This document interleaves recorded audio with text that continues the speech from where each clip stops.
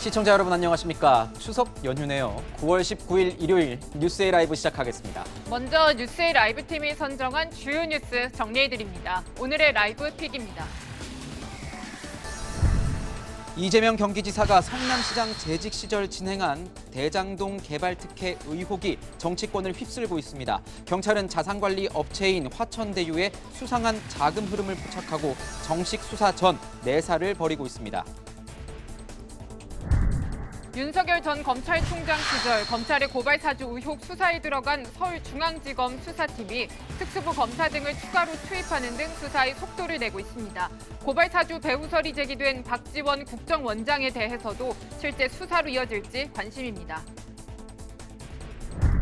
여야가 추석 밥상 민심 싸움에 돌입했습니다. 이낙연 전 대표는 이재명 지사와의 호남 대전을 앞두고 반격을 준비하고 있습니다.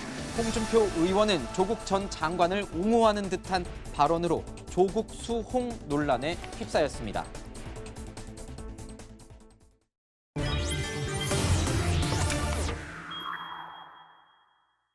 뉴스 분석 함께 세 분 소개합니다. 김관욱 계명대 교수, 배종찬 인사이트K 연구소장, 장혜찬 시사평론가 나오셨습니다. 어서 오세요.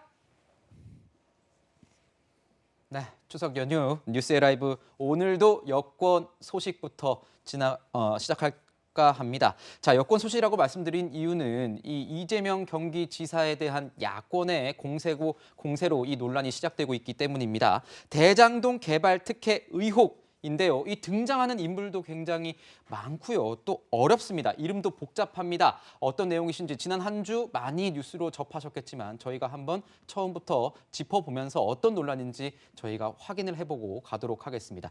우선 장혜찬 평론가 이 내용에 대해서 조금 설명을 먼저 해주시면 좋을 것 같네요. 이 화천대유 논란, 이 대장동 개발 특혜 의혹. 어떤 내용인지 설명 좀 부탁드릴게요. 네, 사실 굉장히 복잡하지만 짧게 설명을 드리겠습니다. 네. 남판교 일대 대장동 개발 사업 같은 경우는 1조 5천억 원 규모의 상당히 많은 관심을 받는 공공택지 개발 사업이었습니다. 이재명 성남시장 당시에 추진과 진행이 되었던 건데요. 이 대장동을 개발하기 위해서 성남시에서 성남의 뜰이라는 회사를 만듭니다. 네. 그런데 이 중에 화천대유라는 시행사가 이 투자자이자 컨소시엄의 일원으로 참여를 한 것이고요. 근데 문제는 이 화천대유라는 회사가 이전에는 이런 대규모 시행 실적이 거의 없던 회사였는데 조금 일찍 이 시행사로 선정이 되면서 성남의 뜰에 합류하게 되었고 화천대유와 이 특수관계 6명이 총 3억 5천만 원 정도를 투자한 것으로 되어 있는데 투자 금액에 비해서 배당 금액을 너무 많이 가져갔다. 이를테면 성남의 뜰에서 성남도시개발공사는 50%의 지분을 가지고 투자를 했습니다. 네. 그런데 배당받은 금액이 1,800억이거든요.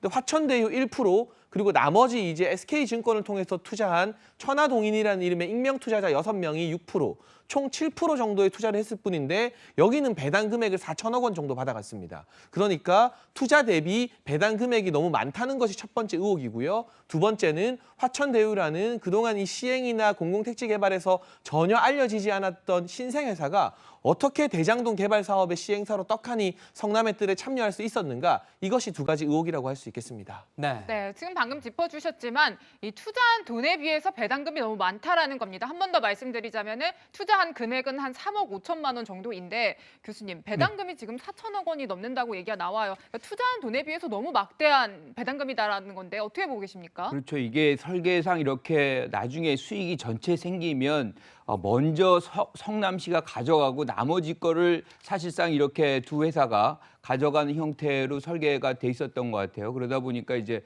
많은 높은 수익률을 이제 보이게 된 것인데 네. 이 회사가 사실상 뭐 1%, 화천대유는 1%죠. 그리고 SK증권 신탁이 6%란 말이에요. 합쳐서 7%인데 네. 왜 이렇게 많이 가져가느냐? 네. 이 회사가 사실상 시행사 역할을 했습니다. 그래가지고 실질적으로 뭐 지금 3억 5천이라 그러는데 그게 아니고요.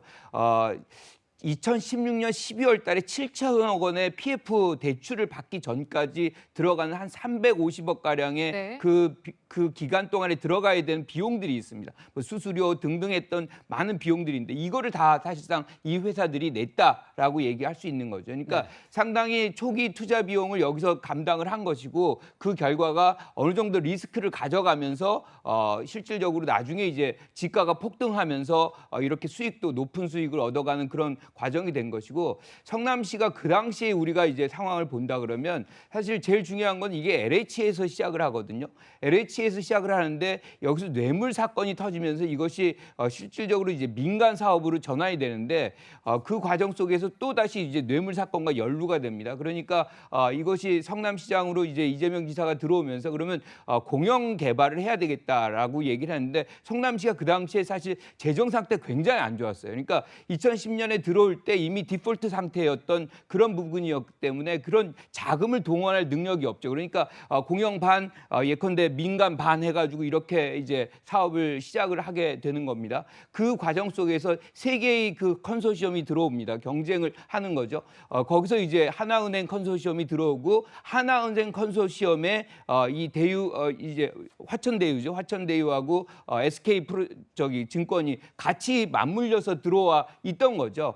그런데 이제 이런 과정 속에서 사실상 이제 이 성남시는 제일 먼저 원했던 거는 여기서 보통주하고 우선주라는데 우선주를 다 가져갑니다. 그래서 실질적으로 이익이 발생하면 무조건 성남시에게 이익이 먼저 가져오게 하는 그런 시스템을 구축을 하다 보니까 나머지 리스크를 사실상 그들에게 넘겨주고 그 대신에 거기서 수익이 발생하는 것은 또 그들이 가져가는 이런 어떤 설계 구도를 가져가는 것이고 그 결과로서 지가가 상승하고 이런 과정 속에서 큰 폭의 수익률을 이들이 가져갔다 이렇게 볼 수 있는 것 같습니다. 네, 지금 화천대유 측의 입장은 이런 겁니다. 자, 투자금과 자본금을 헷갈려서 그런 것 같다. 5천만 원의 자본금을 투자한 건 맞다. 하지만 이 과정에서 이 개발 사업 과정에서 대략 350억 원 정도의 돈을 투자를 했다. 그렇게 적은 돈이 아니다. 뭐 이렇게 회사 측에서는 주장을 하고 있습니다.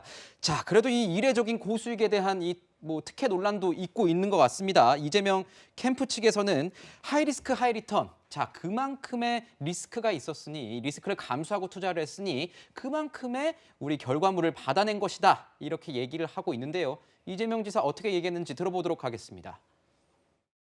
민간 사업자들이 자금 조달, 개발 업무, 분양 처분 등 모든 책임을 지고 손실 위험도 100% 부담하기 때문에 자, 이런 겁니다. 손실 위험도를 100% 이 회사에서 부담을 했다. 이렇게 얘기를 하고 있습니다.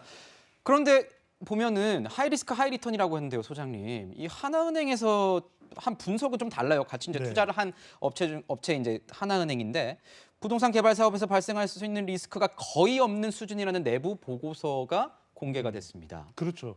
이 하나은행이 분석을 한 보고서의 내용을 보면은 사실 큰 위험이 없을 수 있다. 그러니까 이 하천대유 네, 자산관리가 그렇죠. 네. 큰 폭의 수익을 얻었던 이유가 그래도 리스크가 있는 사업이고 마지막으로 이제 수익을 가져가는 주체이기 때문에 그래서 부동산 개발로 인해서 리스크가 높음에도 불구하고 이 대박 또 결과가 나오면서 수익을 가져갔다. 이게 이제 나오고 있는 설명이었는데 네. 하나은행의 내용을 보면 보통 우리가 이 부동산 개발을 할 때 첫 번째 맞이하게 되는 리스크가 바로 인허가입니다. 네. 인허가를 하는 데 있어서 상당히 또 힘들고 이 땅의 원소유주에 대해서 보상하는 부분도 힘들거든요. 그런데 성남시장이 또 성남시가 적극적으로 추진하는 것이기 때문에 인허가에 큰 문제가 없을 것이다. 그다음에 첫 번째 그러면은 리스크는 해결이 된 셈이거든요. 네. 두 번째 리스크는 그러면 분양은 잘 되겠느냐, 분양 위험은 없겠느냐 이렇게 봤을 때 이 하나은행의 보고서를 보면은 부동산 가격이 점점 올라가고 있는 그런 상황이었고 이 남판교의 이 대장동은 사실 개발만 되면 상당히 교통의 입지가 또 그 당시에 짓기만 하면은 대박이다, 그럼요 이런 얘기가 예상되는 많았던 지역이었거든요. 지역이죠. 뭐 네. 그러니까 이른바 성남 특히 이제 분당을 이야기할 때 하늘 위에 분당이다, 천당 위에 분당이다 이런 이야기를 할 정도였기 때문에 분양 위험도 크게 없다라는 것이 당시 사업에 참여를 하게 된 또 그 사전에 분석을 했던 하나은행의 내부 평가 보고 결과였죠. 이 보고서만 보면은 이 지사와 해명과 정면으로 배치되는 내용 아닌가 이렇게 얘기가 나오기도 하는데 그럼 어떻게 보세요, 이게 좀 교수님? 다른 보고서가 있어요. 네. 그러니까 성남의 뜰이라 그러고 나중에 이제 성남 도시개발공사하고 이제 하나은행 파이낸스 이제 컨소시엄하고 합쳐가지고 성남의 뜰을 만들잖아요. 여기에서 2015년에 사업회 보고서가 있습니다. 여기서는 뭐라고 나오냐면 민간 사업자가 가져갈 수 있는 최대의 돈으로서 수익을 1,800억으로 이제 약정을 네. 거의 이제 예상을 하고 있어요. 그러니까 지금의 어떤 큰 폭의 어떤 수익률은 상상을 못했던 시기고 실질적으로 2014년, 15년 이때는 경기가 그렇게 좋진 않았던 때입니다. 그러니까 최경환 당시 장관이 재경부 장관이 빚을 내서 집을 사라 뭐 이 정도로 네. 사실 부동산 경기가 침체돼 있었던 부분이고 그러다 보니까 이런 도시 개발의 어떤 수준 정도 되면 수익이 돌아오는 데까지는 크게는 길게는 한 5년에서 10년, 더 길게는 한 15년까지를 봐야 되는 어떻게 보면 리스크가 굉장히 크다는 것이죠. 그런 과정 속에서 성남시는 지금 50% 플러스 네, 한 주잖아요. 한 주. 네. 이게 25억이란 말이에요. 25억도 나중에 회수해요. 그러니까 사실 성남시는 돈을 하나도 안 냅니다. 그러니까 그리고 나서 이제 1차로 제일 먼저 이제 가져오는 돈이 뭐냐면 제1공단의 공원 조성비 2,761억 원, 그리고 임대주택 용지 무산 제공 1,822억 원. 그리고 추가로 이제 920억 원을 이제 도시기반시설이라 그래가지고 그것까지 받아냅니다. 그러니까 이 전체가 사업자들한테 다 받아내가지고 그게 합이 5,500억. 그러니까 그렇지 않으면 사실상 성남 시민들, 성남시의 어떤 예산으로서 이걸 다 건설을 하고 해야 되는 것들을 이들이 뭐 나중에 사업 실패를 하건 그것과는 무관하게 이걸 먼저 확보했다는 것이 사실은 성남시 특히나 이재명 지사가 얘기하고 있는 부분이거든요. 네, 이 의혹이 이재명 지사 관련해서 굉장히 일파만파 퍼지고 있으니까요. 야당은 더욱더 강력하게 공격하고 있습니다. 목소리 들어보시죠. 왜 5천만 원짜리 개인 투자가에게 천문학적 수익을 안겨준 것입니까? 그러고도 떳떳하다고 우겨대는 배짱은 더 이상 자신의 문제를 파헤치지 말라는 겁박입니다. 다시 한번 묻습니다. 화천대유 누구 겁니까?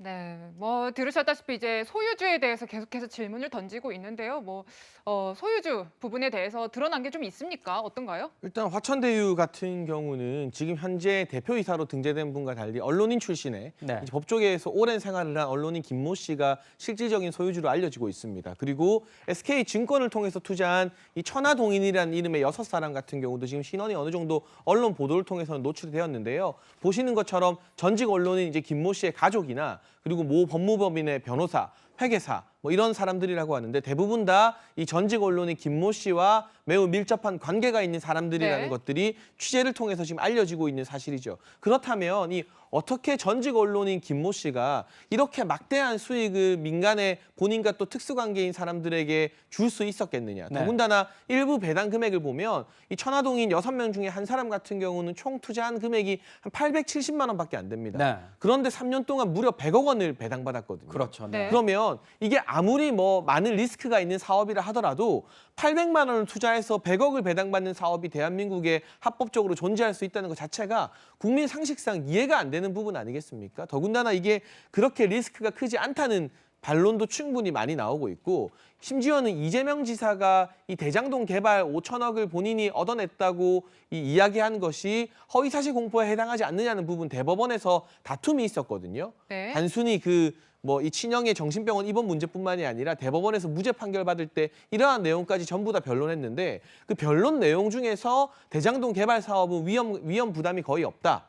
이익을 얻을 것이 확실하다는 부분을 이재명 지사의 변호인들이 말한 바가 있어요. 근데 이제 와서 하이리스크라고 말하면 대법원에서 법적 쟁점을 두고 다툴 때는 하이리스크가 아니다, 위험 부담이 없다고 하다가 이게 문제가 되니까 위험 부담이 높다고 말하는 셈이잖아요. 그러니까 앞뒤가 안 맞는 부분이 있는데 왜 전직 언론인 김모 씨에게 이처럼 어마어마한 황금알을 낳는 거위 같은 알짜 사업이 다 돌아가고 그 사람의 가족이나 지인들에게까지 SK증권을 통해서 투자할 수 있는 기회가 주어졌던 것인지, 그리고 1조 5천억 원 규모의 공공택지 개발 사업에 800만 원 투자가 무슨 의미가 있겠습니까? 네.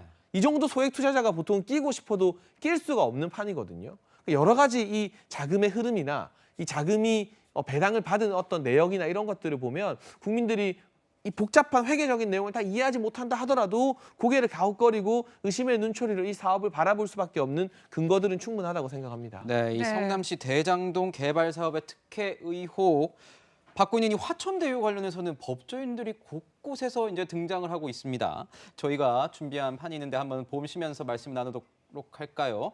자, 보면은 박영수 전 특별검사 특검도 있고, 자, 법무법인 강남, 이 강남 변호사 2명이 사내이사로 돼 있었습니다. 또 권순일 전 대법관 같은 경우에 화천대유 고문인데 이재명 지사 공직선거법 위반 사건 관련해서 무죄 취지 의견을 낸 것으로도 알려져 있죠.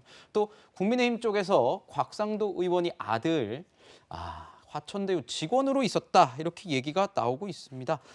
교수님 어떻게 보세요? 이렇게 법조인들이 많이 아무리 뭐 김모 씨의 이 지인들이라고 하지만 법조인들이 대거 거기다가 유력 힘이 있다라고 하는 이런 법조인들입니다. 날고기는 법조인들인데 여기에 다 투자를 한 게 같이 일을 했다 이런 건 어떻게 봐야 되는 겁니까? 그러니까 핵심이 사실 이거예요. 그러니까 수익을 이분들이 다 가져가는 거잖아요. 그러면 여기에 지금 야당에서는 이게 이재명 지사의 것이다 뭐 이렇게 의혹 제기를 하고 있지 않습니까? 그러면 이 안에 사실상 이재명 지사가 들어가야 돼요. 왜냐하면 여기가 수익을 다 가져가는 것이니까. 그런데 우리가 이 면면을 보면 지금 말씀하셨던 그 김모 부국장이라는 이제 법조계 오랜 경력이 있는 분입니다. 여기서도 보면 대부분이 법조인들이에요. 그래서 권순일 이제 전 대법원 판사 같은 경우도 사실은 뭐 전화가 와서 위촉을 좀 했으면 좋겠다 네. 그래가지고 다른 거를 뭐 예컨대 김영란법이든 공직자 뭐 윤리법이든 뭐 이런 걸 다 확인하고 참여하게 됐다 뭐 이렇게 얘기를 하거든요. 그리고 들여다보면 지금 뭐 곽상도 의원이라든가 곽상도 의원 맞죠? 그리고 원유철 전 의원이라든가 이렇게 야당 의원들도 굉장히 많이 들어가 있단 말이에요. 만약에 이게 뭐 지금 이재명 지사의 뭐 소유다라고 하면 이렇게 뭐 아들을 거기다 채용시키고 이분들이 참여할 수 있는 그런 기회를 줬을까? 그리고 보면 박영수 특검이 여기에 많이 나와요. 보면 본인도 그렇고 딸도 그렇고 박영수 특검과 지금 이재명 지사가 무슨 상관이 있는지라는 것들이 있거든요. 그래서 이 문제를 제기하려면 이게 핵심인데 이 문제를 제기하려면 사실상 이재명 지사가 여기에서 어떤 경제적 이득을 받는지 이 부분을 사실 증거를 갖고서 얘기를 해야 되는 것이고 특히나 이 화천대유나 뭐 이 SK증권 이분들이 이렇게 다 가져가는 데는 그 설계 구도가 그렇게 돼 있잖아요. 그런데 그것이 사실상 이 참여하게 된 배경은 하나은행 컨소시엄으로 들어왔기 때문이거든요. 그런데 이거를 구성하는데 그러면 이재명 지사가 영향력을 행사했느냐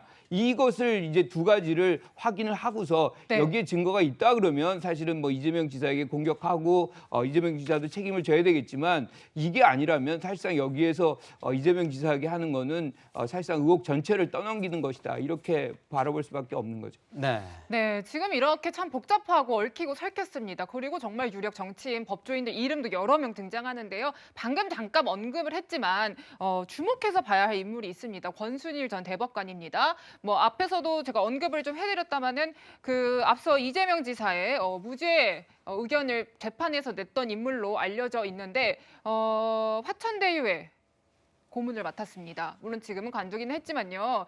그런데 이제 이 관련성에 대해서 이제 취재가 들어가니까 몰랐다라고 부인을 했는데 사실 저희가 앞서 판결문을 좀 봤더니 2심 판결문에 화천대유도 3번이나 나오고요. 성남의 뜰도 17번이나 등장한다라는 거예요. 어떻게 보세요, 소장님? 그러니까 얼마만큼이나 권순일 전 대법관이 이 내용에 대해서 꼼꼼히 살폈었을까? 그러니까 합리적인 의심이 가는 부분인 것이죠. 왜냐하면은 대법원의 검토 내용에도 성남의 뜰과 관련돼서 또 이 대장동 관련 내용이 포함이 돼 있거든요. 그렇다면 적어도 관련 내용을 충분히 검토를 하고 꼼꼼하게 확인을 했다면 이것 자체가 상당히 나중에 의혹으로서 문제될 수도 있겠다. 그리고 이 결과적으로는 이재명 후보가 대법원의 네. 최종 판결을 받는 데 있어서 이 대장동이 뭐 유죄로 인정이 되지는 않았지 않습니까? 그렇다면은 그래도 권순일 전 대법관이 그런 관련 내용을 확인했다면 본인이 이 대법관직에서 물러나고 난 이후에 화천대유 자산관리에 고문으로 몸담는 게 상당히 부담을 느꼈을 가능성이 높아요. 대법관 지위까지 했는데도 그 퇴직 이후에 처신에 문제가 될 수 있죠. 근데 여기서 이제 사실 핵심은 이걸 것 같습니다. 얼마만큼이나 성남의 뜰이나 이 화천대유와의 관계를 심각하게 생각했을까? 네. 네. 그게 자기가 고문으로서의 역할조차도 할 수 없을 정도로 심각하게 생각했다면 본인도 강력하게 거부를 하고 맞지 않았겠죠. 또 두 번째로는 이런 부분인 거죠. 또 이 화천대유 자산 관리를 사실상 운영하는 이 법조 출입 이 언론사 출신의 이 소유주가 네. 굉장히 폭넓은 인간관계를 가지고 있다면 그런 인간관계상에서 법적으로 문제가 없는지 김영란법이나 또는 이 전직 대법관으로서 이 직을 맡았을 때 법적 문제가 없는지를 검토했다고 했으니까 그렇다면 내가 도와줄 수도 있겠네라고 판단했을 부분이고, 세 번째는 이 부분이에요. 과연 권순일 전 대법관이 대법원 선고심에서의 이 판결에 뭔가 화천대유 또 이재명 후보의 관계 때문에 영향을 받았을까? 그래서 보수 성향이 있는 권순일 전 대법관이 순순히 또 호의적으로 이재명 후보에 대해서 좋은 판결을 내렸을까? 사실 이런 의심을 하게 되거든요. 근데 권순일 전 대법관은 이런 이야기예요. 네. 그런 거 전혀 없었다. 그런 게 있었다면 대법관까지 했었던 내가 그런 데 휘둘려서 판단을 하고 또 어떤 이 의혹이 있는 자리로 가지는 않았을 것이다. 네. 이렇게 선을 긋고는 있는 것이죠. 네, 지금 그래서 국민의힘 쪽에서는 벌써 이런 얘기가 나오고 있는 겁니다. 이거 재판 거래 의혹까지 제기하고 있는 겁니다. 자, 권순일 전 대법관이 만약에 이재명 지사에게 뭔가를 바라고 무죄 판결을 대가로 화천대유의 금전적 이익을 취했다면 재판 거래가 될 수 있다. 이렇게 얘기를 하면서 공세를 펴고 있습니다. 자, 권순일 대법관은 화천대유 고문직을 맡은 사실이 알려지면서 논란이 되자 사임하겠다, 고문직에서 사임하겠다는 뜻을 밝혔다는 점도 말씀을 드리겠습니다. 자, 이재명 경기지사 계속 이렇게 공세를 받으니까 자, 곽상도 의원을 끌고 나왔습니다. 곽상도 의원 아들에게 이 의혹을 물어보라 이렇게 얘기를 했네요. 화천대유 주인 누구냐 저한테 묻는데 그 곽상도 의원한테 물어보십시오. 화천대유의 1호 직원이 그 곽상도 의원 자제분이었다는데 7년 동안이나 있었다고 하니까 그분이 뭐 잘 아시지 않겠어요? 저는 전혀 몰라요. 본인이 전혀 모른다 이런 얘기를 하면 될 것 같은데 곽상도 의원의 아들을 굳이 또 지명을 했습니다. 평론가님. 그리고 그 아들한테 물어보라고 하네요. 그거는 일단 문제가 된 회사에 야당 국회의원의 아들이 직원으로 근무했다고 하니까 이런 식의 반격을 하는 것은 정치적으로 뭐 어느 정도 노림수가 있다고 봐야겠죠. 그런데 곽상도 의원이 물러서지 않고 더 세게 나왔습니다. 아들의 급여 명세서를 공개해버린 거예요. 곽상도 의원의 아들이 2015년 6월경부터 근무했다고 하는데 이 처음 3년 동안의 월 평균 급여가 250만 원 정도였다고 합니다. 네. 그리고 이후에 조금 올라서 300만 원대가 됐다고 하는데 이 월 평균 250만 원대의 급여라면 우리가 일반적으로 생각해 봤을 때 엄청난 특혜를 줬다거나 뭔가 1호 직원으로 VIP 대우해 줬다거나 월 평균 250만 원을 받는 직원이 화천대유의 경영이나 이런 부분에 관여를 했다고 생각하기는 국민 상식상 많이 어렵지 않겠습니까? 왜냐하면 지금 화천대유와 관련된 관계자들을 보게 되면 아까도 제가 언급했지만 SK증권을 통해서 800만 원대 투자한 분이 지금 3년 동안 100억을 받고 있는 이 같은 상황이 만천하에 공개가 됐는데 월 평균 250만 원 받은 직원을 가지고 화천대유의 소유권을 묻는다는 것 자체가 네. 액수에서 차이가 일단 너무 많이 나기 때문에 국민들이 처음에는 곽상도 의원 아들이 왜 저기 직원이지 했다가 그냥 정말 말 그대로 평범한 직원이었구나라고 이 급여 명세서를 보고 판단을 하게 됐을 거예요. 그렇기 때문에 지금 곽상도 의원을 매개로 한 이재명 지사의 역공이 여러 여론 지형이나 언론 보도를 보게 되면 잘 안 먹히는 측면이 있거든요. 네. 그리고 야당 지도부 같은 경우는 태도가 좀 확고한 것 같습니다. 필요하다면 야당 의원들에 대해서도 조사해라. 그러나 어쨌거나 이 화천대유가 얻은 좀 비상식적인 국민 상식과 맞지 않는 막대한 이익이 어떻게 가능했는지, 그리고 이 세 곳에 이 시행사가 있었는데 하루 만에 우선 사업 협상자로 화천대유가 급하게 결정된 배경에 뭔가 정치적인 고려가 있었던 것은 아닌지 등에 대해서 한번 다 속속 수사를 해보자는 입장이기 때문에 네. 곽상도 의원도 그 수사에 반대하지 않을 것이고요. 뭐 이 건이 크게 이 화천대유 의혹 사건의 물줄기를 틀기에는 조금 부족해 보이는 감이 있습니다. 네. 네, 관련해서 이제 경찰은 내사에 착수를 했다라고 합니다. 뭔가 수상한 자금 흐름을 포착했다라는 건데요, 교수님. 네. 뭐 향후 수사로 확대될 가능성도 좀 있을까요? 아무래도 뭐 이게 국민들의 어떤 주목을 지금 받고 있는 네. 부분이고 FIU가 그 부분에 대해서 경찰에게 공문을 보냈다는 거 아닙니까? 그러니까 경찰은 어떻게 해도 이 부분에 관해서는 내사를 지금 하고 있지만 수사로 전환될 가능성도 저는 매우 높다고 봐요. 그리고 네. 아까 이제 뭐 곽상도 의원 아들 얘기를 했는데 이재명 지사가 얘기하는 거는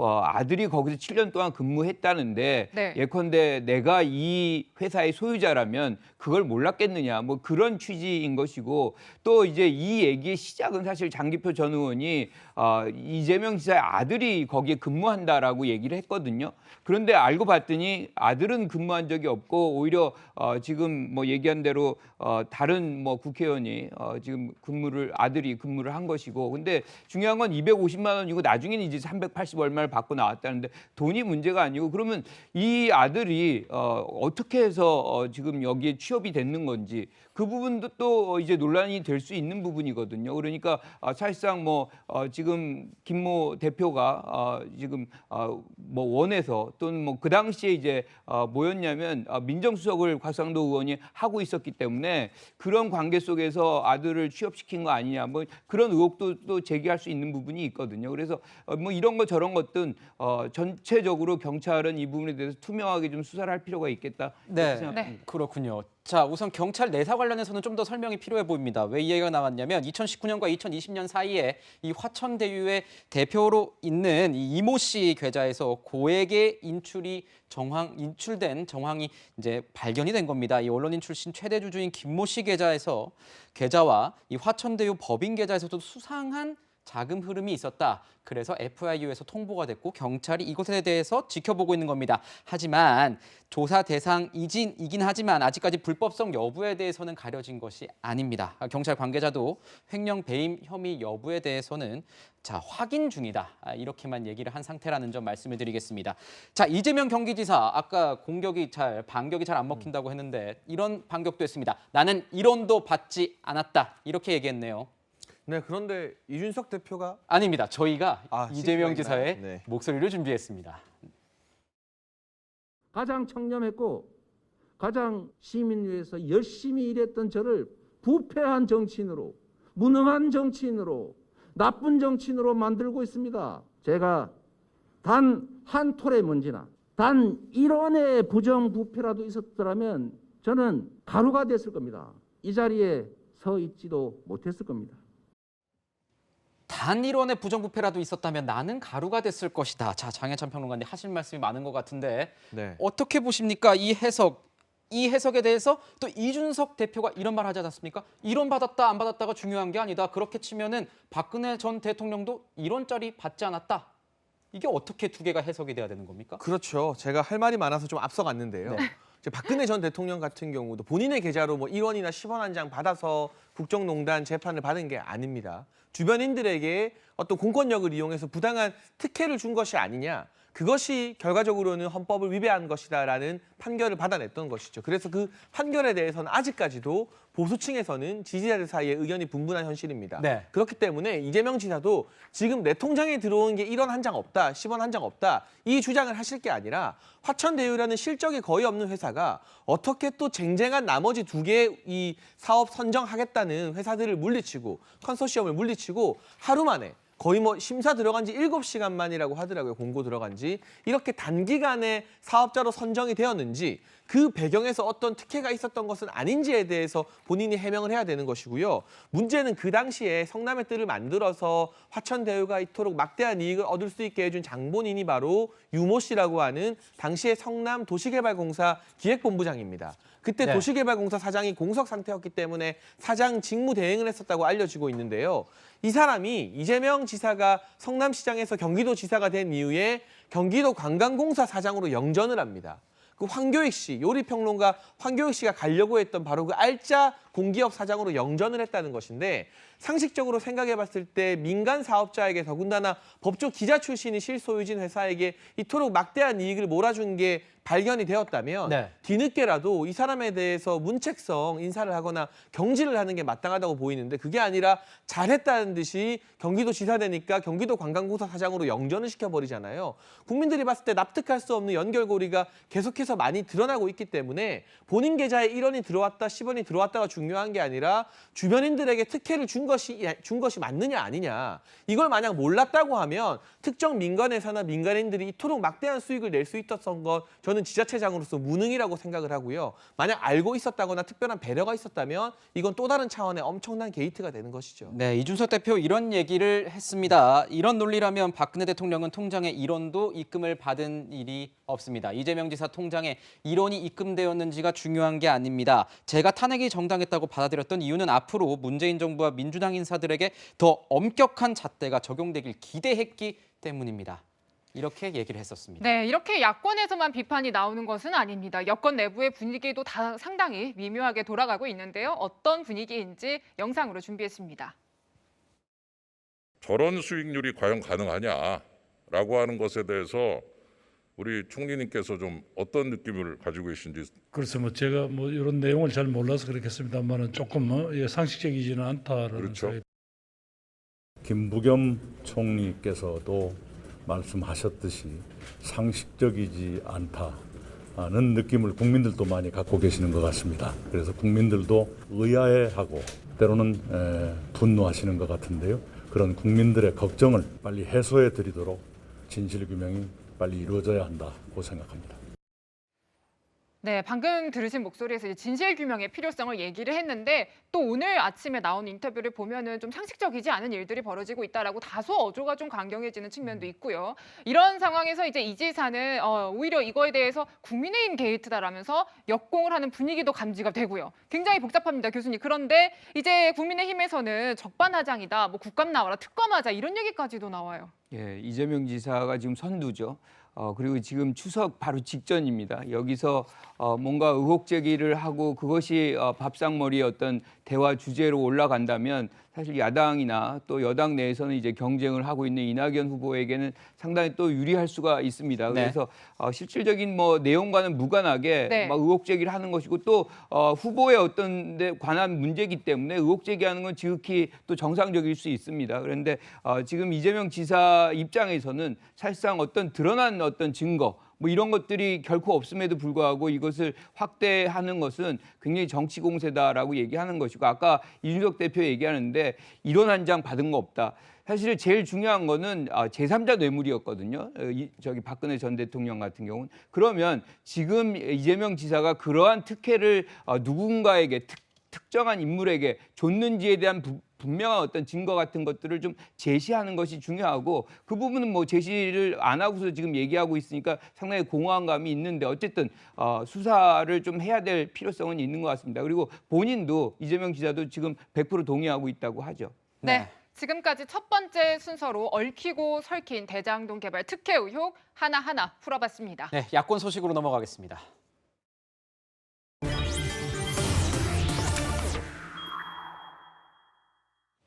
네, 윤석열 전 검찰총장 재직 시절에 있었다라고 보여지는 이 고발 사주 의혹입니다. 아직 의혹입니다.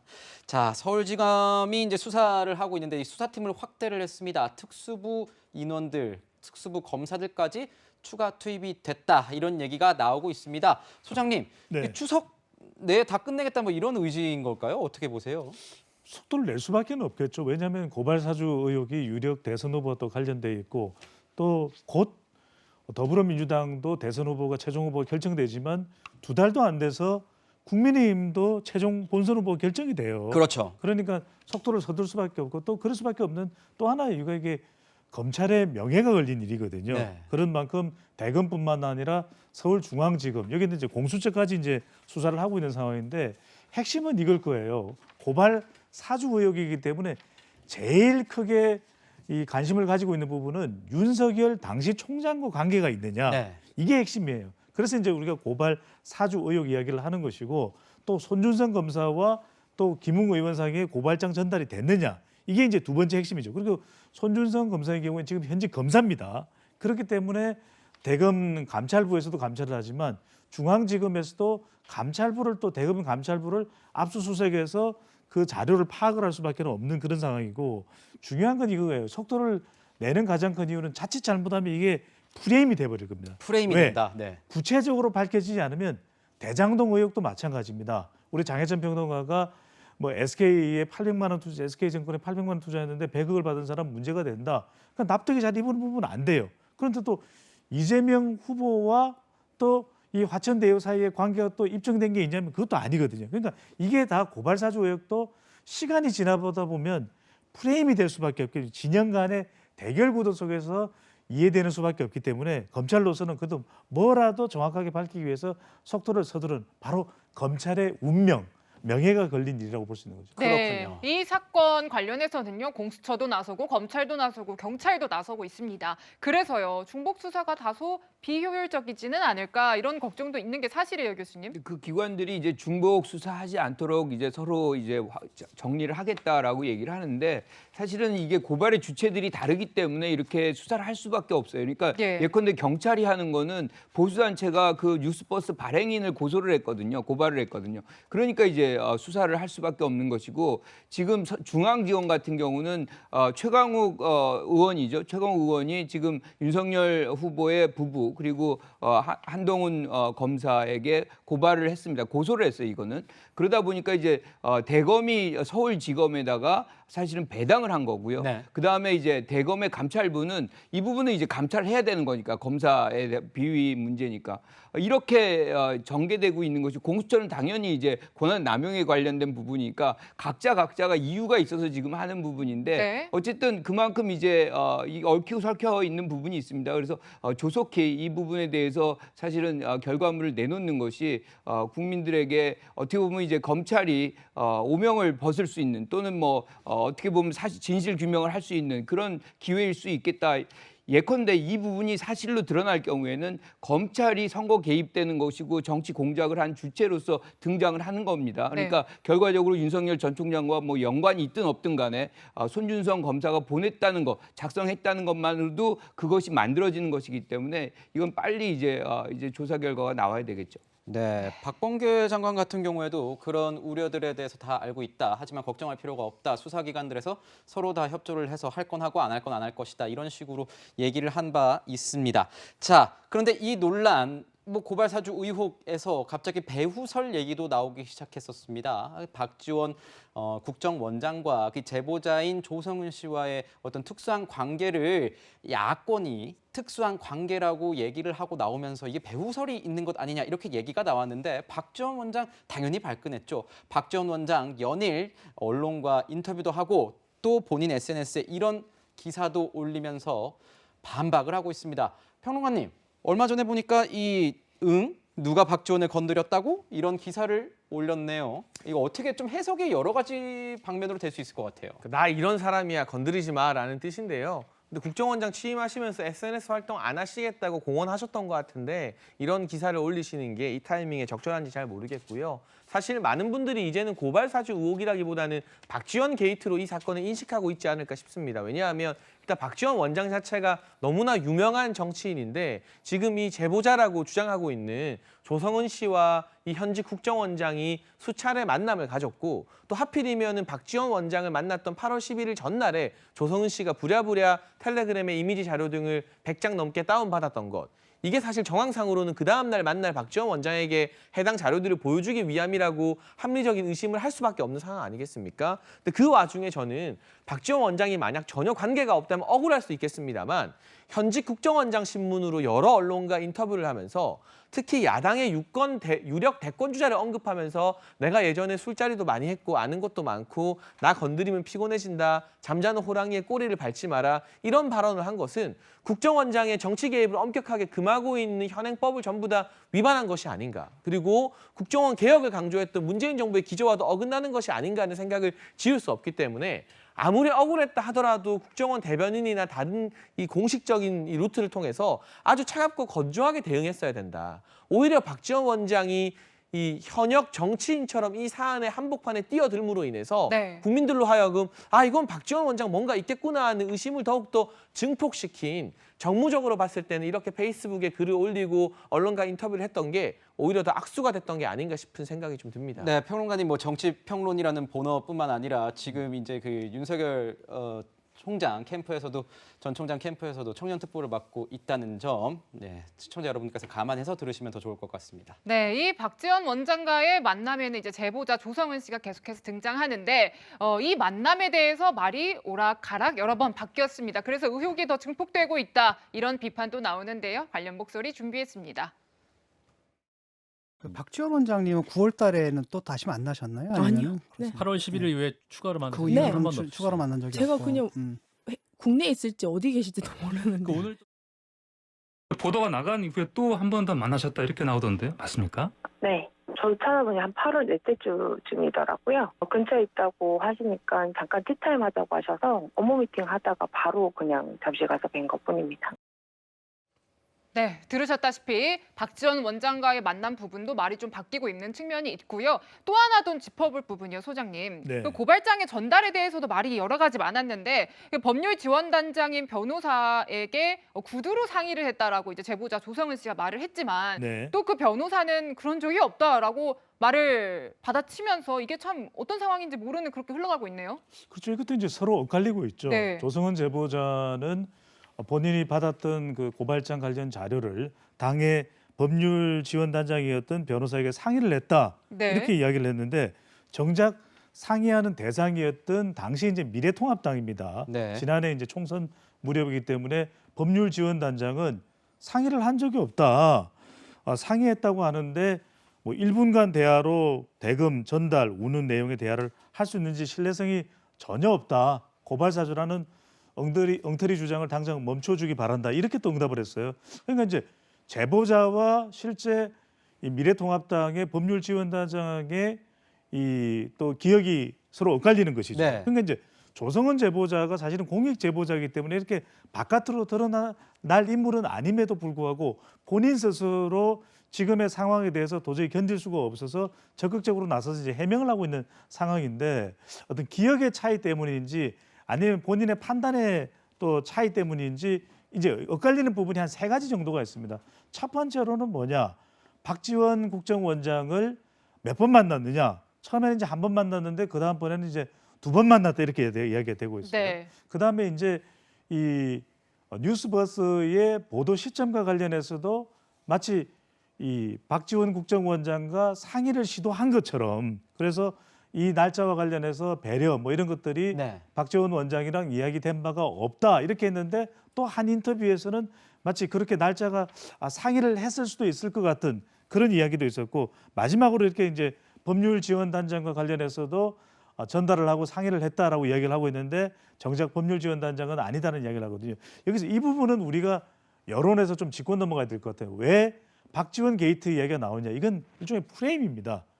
그러니까 이 프레임을 또 강조하기 위해서 박지원 국정원장이 상당히 개입이 돼 있다. 그러니까 박지원 국정원장이 조성은 제보자를 만난 게 문제가 되느냐 또는 정말 만나서 이런 고발과 관련된 어떤 직접적인 영향을 미쳤느냐 이건 또 다르겠죠. 네, 이 조성은 씨는 이렇습니다. 17일 언론 인터뷰를 중단하겠다 이렇게 밝혔습니다.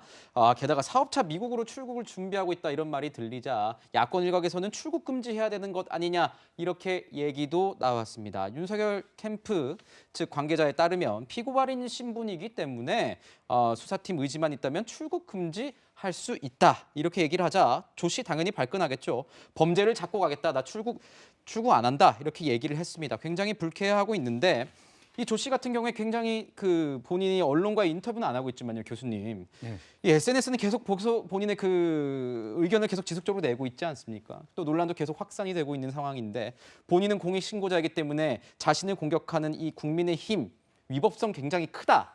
이렇게 얘기를 하고 있으면서 민형사상 책임도 묻겠다고 하는데 그렇죠. 이러면 판이 더 커지고 어떻게 되는 겁니까? 본인으로서의 어떤 그런 자격이겠죠. 처음에 이제 출국한다고 할 때 뭐 여기서 출국 금지, 근데 출국 금지할 수 있는 방법이 없어요. 왜냐하면 이분은 피고발인이 아니거든요. 이 공익 제보, 공익 신고자입니다. 그래서 사실상 피고발인이 아니고 협조만 하면 되는 의무 사항이기 때문에 언제든지 출국 가능한 건데 지금 이제 출국 금지시켜라 그랬더니 법적인 문제 다 해결하고 나가겠다. 뭐 이렇게 얘기를 하고 있고요. 지금 사실 어떻게 보면 본질은 검찰이 누구들이 이 고발장을 작성해서 미래통합당에게 고발을 시켰느냐, 이 고발 사주가 핵심인데 결과적으로 지금 계속 언론에서 나오는 얘기는 이 조성은 씨 개인에 대한 문제를 너무 집중하고 이 부분의 어떤 신뢰도를 떨어뜨리려고 하는 그런 의도들이 굉장히 많이 나오니까 이제 본인이 거기에 대해서 굉장히 불쾌하고 관련된 뭐 이 사실이 아닌 부분에 관해서 얘기하시는 지금 이제 화면에 나오지만 저런 분들에 대해서는 명예훼손으로 이제 법적 조치를 검토하겠다 뭐 이렇게 얘기를 하고 있는 거거든요. 그런데 제일 중요한 거는 지금 국민들은 저분의 어떤 말의 신뢰도가 떨어지는 것도 인정을 해요. 그런데 중요한 거는 그 말을 믿으면서 이 사안을 보질 않거든요. 그러니까 이분이 제시한 사실상 고발장과 거기서 나오는 손준성이라는 이름 그리고 그 고발장이 사실상 고발됐다는 이 증거를 갖고서 이 사안을 바라보는 거지 지금 조성은 씨의 얘기만을 믿는 것이 아니기 때문에 이 부분에 이 본질을 호도시키는 이런 일들은 좀 자제돼야 된다 이렇게 생각합니다. 네, 두 번째 순서에서는 고발 사주 의혹 하나하나 정리해봤고요. 수사를 통해서 하루빨리 진실이 밝혀졌으면 좋겠습니다.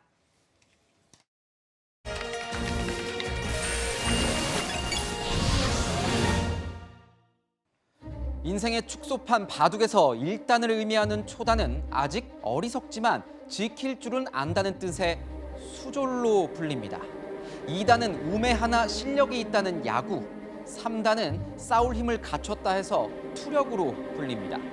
여기에 기교와 지혜, 근간을 갖추고 세상을 내다보는 경지마저 넘어서면 그제야 꿈의 단수인 9단에 오릅니다.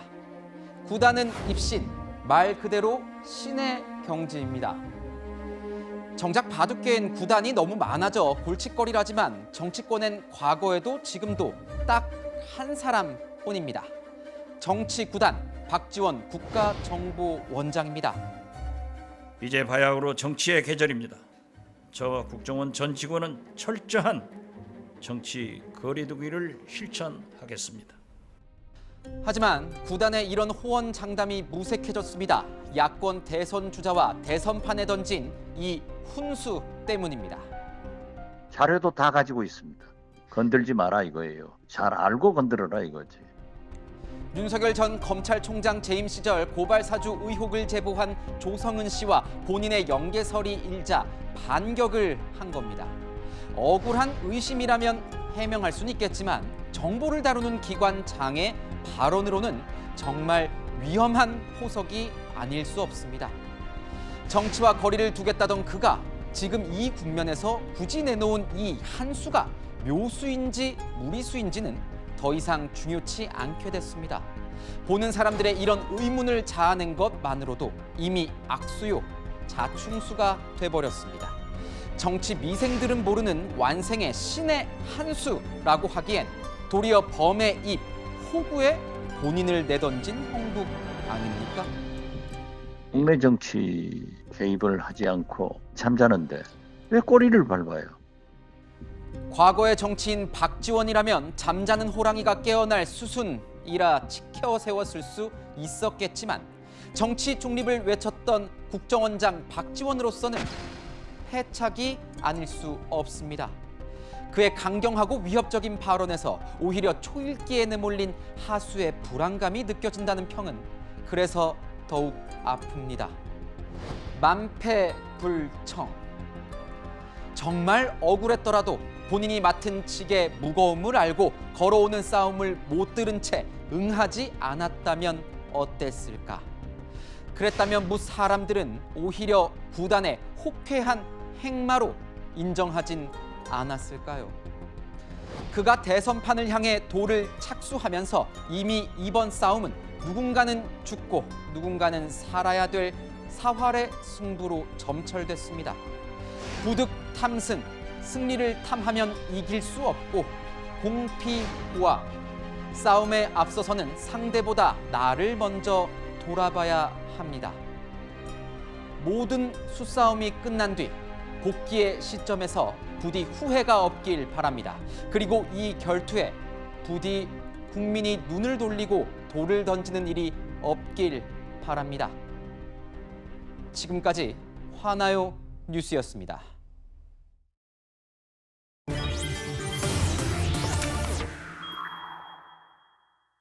네, 그야말로 정치의 계절입니다. 또 정치권 소식 알아봐야 될 것 같습니다. 추석 민심인데요. 추석 연휴가 시작이 되면서 이 민심 향배가 어떻게 될지 굉장히 관심이 쏠리고 있습니다. 자, 먼저 추석 직전의 여론조사 결과를 한번 보면서 얘기를 나눠야 될 것 같은데요. 우리 소장님, 네. 어떻게 보십니까? 이 보면은 가상 양자 대결이나 뭐 이런 걸 보면 우열을 가리기 힘들 정도고 지금 인물별 호감도를 보면 34, 30, 28, 24 네. 이런 식으로 나오네요. 그러니까 호감도예요. 네. 우리가 호감도는 뭐냐면 정서적으로 긍정적인 겁니다. 그러니까 우리 지금 뉴스A 라이브 호감도가 높죠. 왜? 정서적으로 좋아. 좋아하는 앵커에 좋아하는 패널이 나와 있어요. 그렇죠. 자, 네. 우리가 생각할 때 정서적인 긍정, 호감도가 제일 높은 사람 기억나는 누가 있죠? BTS. 나쁜 게 생각이 안 나요. 네. 그런데 지금 가장 높은 이재명 후보도 34, 윤석열 후보는 호감도 30%. 다 비호감이야. 그러니까 이번 대선의 특징은 호감도가 높은 인물이 없는 거예요. 그러니까 다 비호감이야. 그러니까 홍준표 후보도 심지어는 비호감이 아닌 거예요. 사실은 다 비호감이기 때문에. 그래서 여기서 중요한 것은 이 비호감의 시대에 어떤 후보를 선택하게 되느냐. 이기는 후보. 네. 말 그대로 이 호감도 전쟁이 아닌 프레임 전쟁이 벌어지고 있는 거죠. 네. 네, 자, 지금 방금 전반적으로 호감도 측면에 분석을 해봤는데 가상 양자 대결을 좀 보면서 한층 더 심층 분석을 해보면 좋을 것 같습니다. 지금 이재명 지사 43이고요. 윤석열 총장 42, 또 이재명 지사가 44, 홍준표 39로 나오고요. 자, 그다음에 이제 또 하나 더 보게 되면은 이낙연 후보가 41대, 윤석열 42, 이낙연 39, 홍준표 40으로 나오고 있습니다. 소장님, 뭐 오차 범위 내에서 다 접전으로 나오는 상황인 것 같은데요? 그러니까 실제 이제 오차 범위 네. 내이기 때문에 별로 뭐 차이가 없다 이렇게 생각하실 수도 있는데 제일 처음 가상 양자 대결 그래프 한 번 더 보여주십시오. 이거 보면 우리가 단번에 이번 대권의 성격을 알 수가 있는 겁니다. 네. 자, 윤석열 후보는 고발 사주 의혹, 그다음에 이재명 후보는 대장동 개발 의혹. 네. 자, 두 사람 지지율이 뭐가 확 떨어졌습니까? 안 떨어져요. 이재명 후보 43, 윤석열 후보 42. 불꽃 튀는 양자 대결이 그대로 유지가 되죠. 이건 뭐냐? 지금 의혹이 중요한 게 아니다. 이른바 프레임 대전쟁이 벌어지고 있는 겁니다. 프레임 대전쟁. 프레임 전쟁. 오늘은 프레임 전쟁만 가져가시면 됩니다. 그런데 오른쪽을 봤더니 이재명 대 또 홍준표를 보면은 좀 차이가 있어. 그러니까 홍준표 후보가 아무리 쫓아오고는 있지만 이 프레임 전쟁의 양축에 서 있는 인물은 여야, 민주당과 국민의힘에서 이재명, 윤석열, 이재명이라는 그렇군요. 거예요. 네. 그러니까 두 번째 그래프도 보면 큰 차이는 없지만 윤석열 후보 쪽으로 또 이 홍준표 후보 쪽으로 이렇게 박빙으로 이낙연 후보, 홍준표 후보는 각기 박빙이죠. 그럴 수밖에 없는 게 두 사람은 프레임 전쟁에 서 있는 인물이 아니기 때문에 네. 비슷한 결과가 나오는 거죠. 그렇군요. 자, 아까 프레임 전쟁 말씀하셨지만 또 다른 프레임이 지금 생기려고 하는 중인 것 같습니다. 홍준표 의원 얘기를 좀 해봐야 될 것 같은데요. 홍준표 의원 국민의힘 1차 경선 토론에서 이 말을 했다가 이런 별명까지 붙게 됐습니다. 들어보시죠. 제가 놀란 게 조국 교수랑 요즘 썸 타고 계시더라고요. 홍준표 후보 페이스북을 조국 교수 페이스북에 공유하고 같이 두둔하고 조국 수사가 잘못됐습니까? 나는 잘못된 걸 보면 피아를 가리지 않습니다. 아니 그럼 내가 조국 수사가 잘못됐다고요? 아니 잘못된 게 아니라 과잉 수사했다는 거예요. 아니, 정가족을 도려가는 수사는 없어요. 아니 개인이 잘못했으면 개인이 책임을 져야죠. 그게 자유민주주의예요. 헌법적 원칙 아닙니까? 내가 조국의 편을 드는 게 홍준표 의원도 아니고 검사한 적 있죠. 그때는 아니. 도주료가 있는데도 그냥 내버려 뒀어요. 도망 다니게. 내가 이야기하는 것은 영장 징계 과잉 수사라 그랬잖아요. 가만히 있어 보세요. 방금. 이런 식으로 아니 못됐게. 그래서 예, 조국 전 장관 관련 수사에 대해서 조국 전 일가에 대해 좀 우둔하는 발언을 했다가 홍준표 의원에게 이런 닉네임, 조국 수홍, 조국을 수호하려는 홍준표 의원, 이런 닉네임까지 지금 붙으려는 중인 것 같습니다. 자, 그러자 홍 의원 상당히 이제 궁지에 몰리게 됐는지 이 당 지지자들 측면에서는 비판하는 글도 많이 SNS에 올라오고 있습니다. 자, 성토가 이어지고 있는데 과거에 홍 의원 조금 다른 이야기를 했기 때문에 더 이런 비판을 받는 것 같습니다.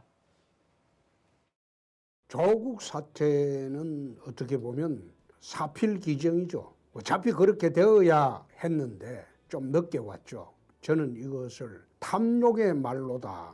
또 제가 2달 전에 법무부 장관 한다고 설칠 때 대한민국이 아무리 너희들의 나라가 됐지만은 결국은 나대에다가 가족 범죄단이라는 오명을 쓰고 스스로 물러났죠. 처참한 추락입니다.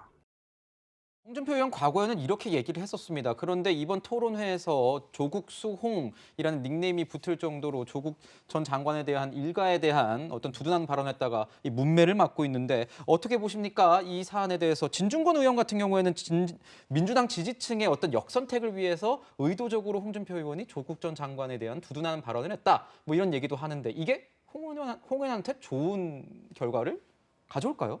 일단은 제가 이 조국 수홍 논란이나 또는 홍준표 의원의 말이 과거와 많이 바뀐 점, 그리고 진중권 전 교수가 이것은 역선택을 노리다가 자충수에 빠졌다는 발언을 한 것에 대해서 직접적인 평가를 하는 건 좀 부정적일 수 있습니다. 네, 지금 부적절할 캠프에 수 있어요. 있으니까요. 네. 네. 그러나 저는 단 한 가지, 정권 교체를 바라는 야권 지지층을 우리가 바라봤을 때 2019년 10월 3일을 배신하면 안 된다. 이런 말씀을 드리고 싶어요. 왜냐하면 2019년 10월 3일 개천절 광화문 집회에 그야말로 100만 인파가 가득 차면서 조국 전 장관 사태를 규탄했었습니다. 사실 그동안 광장 집회 같은 경우는 소위 말하는 진보 진영의 전유물이었는데 그 2019년 10월 3일 이후로 보수 진영에서도 우리도 할 수 있다는 자신감을 얻은 계기가 되었고 그때부터 비로소 정권 교체의 열망이 조금씩 싹트기 시작했던 것이거든요.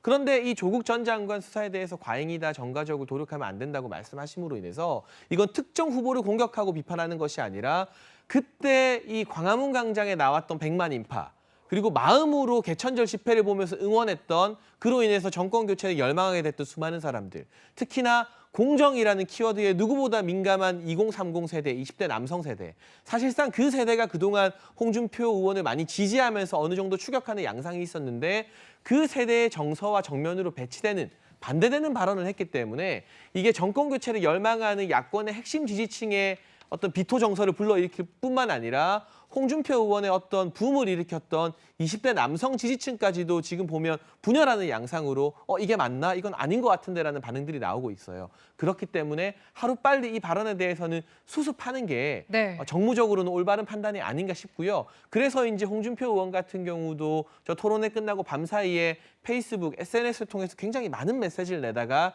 결과적으로는 국민의 뜻이 그렇다면 따르겠다고 입장을 선회한 바가 있습니다.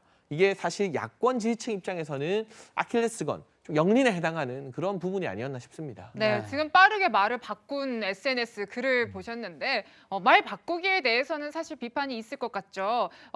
추미애 전 장관이 빠르게 여기에 대해서 지적을 했습니다. 진영에서 타박한다고 금세 말을 바꾸겠다는 홍준표 후보는 비겁하다. 이렇게 말을 했네요, 교수님. 일단 경선을 치르고 봐야죠. 이겨야 되는 것이고 지금 보수층의 시각에서는 조국 전 장관의 어떤 가족 전체가 사실 잘못이 있으면 누구나 다 벌을 받아야 된다는 그런 정서가 굉장히 확산이 돼 있거든요. 그러니까 이제 거기에 부응할 수밖에 없는 것인데 그러면 왜 이제 지금 홍준표 후보가 그런 얘기를 했느냐? 저는 기본적으로 검사로서의 어떤 관행적인 부분들에 대해서 그냥 얘기를 한 것이다. 왜냐하면 우리가 이제 최서원 씨 같은 경우도 정유라 씨는 기소가 안 됐거든요. 그러니까 전체적으로 그것이 옛날의 관행이었다. 뭐 이런 얘기를 하는 것이고 또 하나는 사실 지금 홍준표 후보 같은 경우는 지금 보수도 중요하지만 본선을 치르려면 중도로 또 계속해서 확장을 해야 되는데 다른 시각을 가진 분들에게도 또 어필할 필요가 있는 거거든요. 그러니까 그런 이제 발언을 한 것이고 그런데 이제 반발이 확 나오니까 거기서 이제 어떻게 보면 이제 정리를 한 겁니다. 하지만 효과는 다 봤죠. 그러니까 저는 이 상황 속에서는 여론조사 결과가 어떻게 나올지 모르지만 홍준표 후보가 그렇게 손해보지 않았다 이렇게 생각합니다. 네, 그렇군요. 자, 이 여권 얘기도 조금 해봐야 될 것 같습니다. 자, 이재명 지사와 이낙연 전 대표는 이 호남 대전을 앞두고 있습니다. 이 추석 이후 호남 대전에서 누가 승기를 잡느냐에 따라서 앞으로의 향배도 달라질 텐데 이 정세균 전 총리의 표를 두고 굉장히 신경전이 거셉니다. 이 정세균 전 총리가 이 경선 과정에서 받았던 표가 무효표가 되면서 누가 웃고 누구는 울고 이런 상황이 발생을 했는데 소장님, 이게 뭐 유불리가 서로 있는 거예요? 유불리가 있죠. 왜냐하면 정세균 전 후보의 표가 이제 무효 처리가 되기 때문에 이걸 이제 전체 이 누적표에서 드러내게 되거든요. 그렇게 되면 그동안 표를 많이 얻었던 사람이 더 많은 비율을 가져가게 되는 거예요. 그러다 보니까 그동안 가반을 살짝 넘는 정도의 득표율에서 좀 더 득표율이 높아지니까 이낙연 후보 쪽에서는 이건 뭐냐 이렇게 하면은 이재명 후보 유리해지는 것 아니냐, 이건 그동안 정세균 전 후보에게 투표를 했었던 당원들의 뜻과도 맞지 않는다, 이렇게 하는 경우가 실제 국회에서 우리가 투표를 하더라도 표결을 하더라도 이렇게 처리하지 않는다, 이렇게 이제 볼멘 소리를 하고 있는데, 이게 이제 사실은 당헌 당규 지금 경선 관리의 기준에서 보면 사실 틀린 건 아니거든요. 네. 그렇기 때문에 아무리 이제 이낙연 후보가 주장하더라도 그것이 반영되지는 않을 때, 그래도 주장을 하는 이유가 이런 주장을 해야만 호남표를 움직일 수가 있거든요. 그렇군요. 결국 호남 순회 경선 25일과 26일 날 어떤 득표를 얻는지가 중요한데, 저는 상당히 팽팽할 것 같아요. 왜냐하면 광주 또 전남 전북에서 한 3, 4주 전만 하더라도 이재명 후보가 앞서가고 있었는데 네. 이렇게 이제 국회의원직을 사퇴를 하고 또 정세균 후보가 사퇴하면서 호남에서 뭉치는 현상이 있습니다. 이낙연 후보 쪽으로. 특히 이제 전남에서는 우세할 가능성이 있고 또 전북에서는 이재명 대 이낙연 2파전이 벌어지는데, 핵심은 이거예요. 저는 광주를 보라. 광주 20대, 30대, 40대 이 젊은 세대들이 권리당원들이 과연 누구에게 투표를 하는지가 사실 운명을 결정지을 수 있죠. 네. 자, 추석 앞두고 민심 잡기의 총력전인 여야 움직임 분석해봤고요. 세 분 말씀은 여기서 정리하도록 하겠습니다. 감사합니다.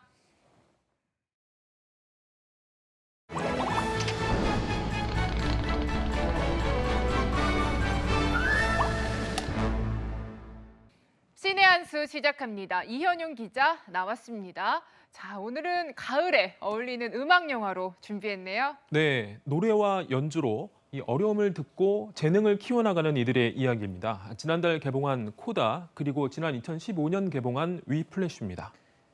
네, 코다부터 살펴보죠. 청각장애 가정의 자녀를 뜻하는 제목이네요. 네, 그렇습니다. 이 농인 부모로부터 태어난 주인공 코다인 루비는 어릴 때부터 수어와 음성 언어 두 가지 모두 할 줄 아는데요.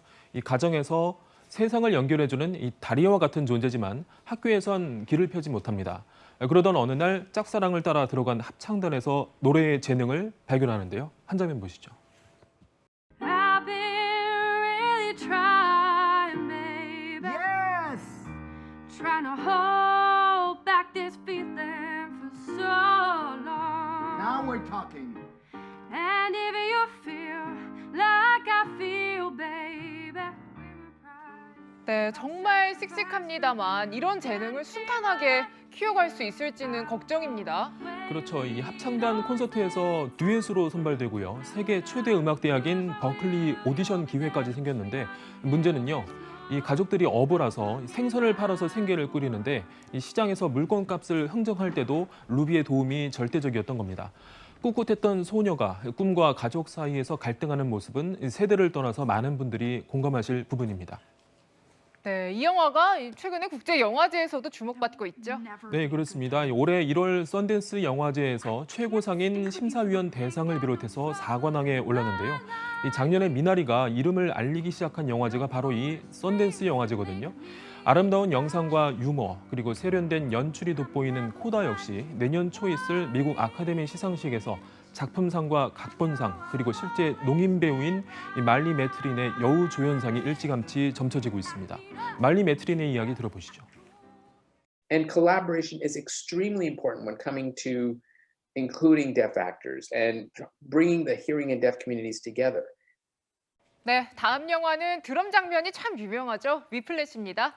네, 앞서 코다에서도 이 루비의 재능을 탁월하게 이끌어내는 선생님의 모습이 인상적이었는데요.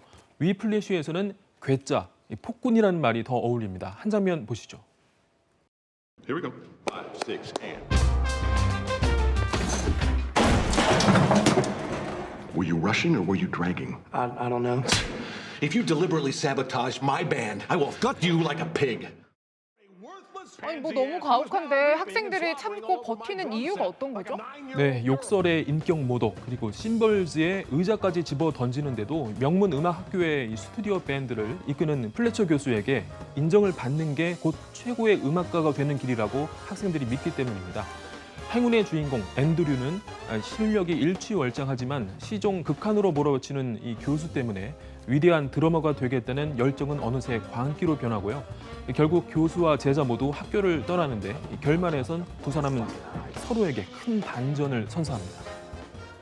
그리고 영화 보니까 드럼 연주가 정말 매력적이던데 대역 없이 했다던데요? 네, 그렇습니다. 드러머로 활동했던 마일즈 텔러가 일주일에 3일, 하루 4시간씩 연습하면서 이 마지막 솔로 장면을 포함해서 모든 연주를 대역 없이 소화했다고 하고요. 다미엔 차젤레 감독 역시 고등학교 때 재즈 밴드 드러머 활동했던 이 경험을 바탕으로 시나리오를 썼다고 합니다. 국내에선 지난 2015년 개봉한 뒤에 작년에 재개봉하기도 했습니다. 네, 이현윤 기자 잘 들었습니다. 저희는 60초 뒤에 다시 돌아옵니다.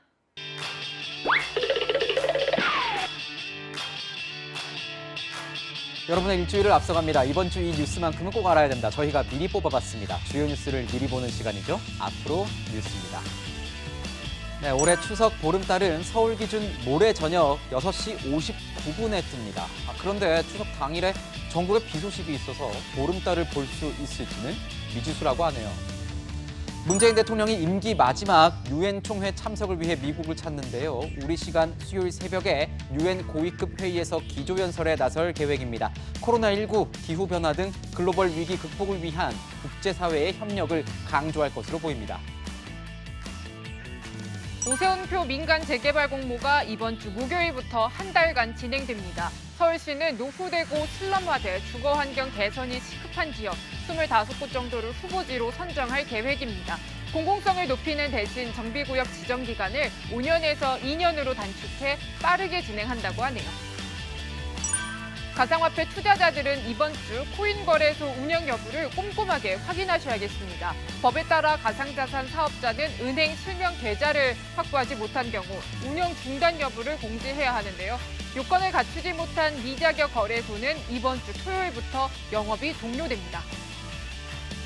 홍앵커 오늘도 뭐 빨리 달려왔네요. 추석 연휴 이틀째입니다. 아침에 나오는 길은 선선하던데 오늘 전체 날씨는 좀 어떻습니까? 네, 오늘은 전국이 대체로 맑고 일교차는 큰 날씨입니다. 아침 기온은 서울 21.3도, 광주 19.3도로 선선했지만 낮 최고 기온은 서울이 27도 등 전국이 24도에서 29도로 늦더위가 이어지겠습니다. 늦더위군요. 정말 아직 낮에는 정말 여름이더라고요. 미세먼지는 어떻습니까? 네, 전국 어디에 있어도 깨끗한 공기 누리는 하루 되겠는데요. 전국 미세먼지 좋음 단계입니다. 다만 수도권과 강원도엔 구름이 많겠습니다. 그렇군요. 자, 이번 주 중반까지는 추석 연휴가 이어집니다. 연휴 날씨 궁금하실 것 같아요. 네, 내일까지는 완연한 가을 날씨 이어지는데요. 추석 당일인 화요일엔 전국에 비 소식이 있습니다. 이 비는 오후에 그칠 예정이고요. 연휴 마지막 날인 수요일에는 서울, 경기와 영서, 호남 지방에 또 한 번 비가 내립니다. 네, 그렇군요. 저희가 준비한 소식은 여기까지입니다. 일요일엔 뉴스A 라이브입니다. 시청해주셔서 감사합니다.